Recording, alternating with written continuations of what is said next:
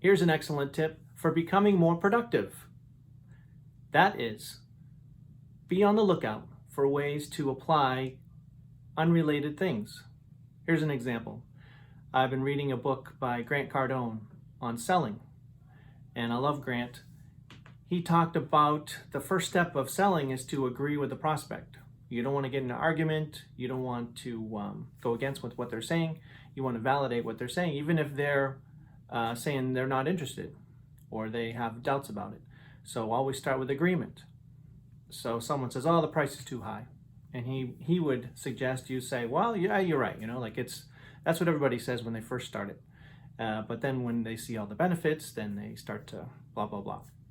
So I was working at a nursing home a while back, and there was a guy who was coming into the nursing home and Alzheimer's, and he was having a difficult time, and he was getting kind of combative and angry because he didn't know what was going on. He was saying, everything was, all my stuff needs to be brought here, and what's going to happen here, and the staff was trying to help him, but it was just getting worse. And in all this, for some reason, I didn't even really think of it, but it just came to me, and I said to him, "Wow, that sounds like a big job."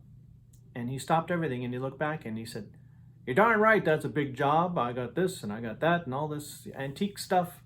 And then gradually, they were able to help him get into a more positive space and get more on track. So utilizing something from one field that can be applied to another. There was a article I just read with a new vaccine that they're working on for coronavirus, and they had to get together all kinds of different disciplines. It was it's basically like a Band-Aid with the medicine in it, and it goes on your skin and it gets absorbed through your skin, but they had to have skin specialists and bioengineers, and it was like 6 or 7 different disciplines that had to collaborate. And I love stories like that. So that can be a very helpful way to start to get productive again.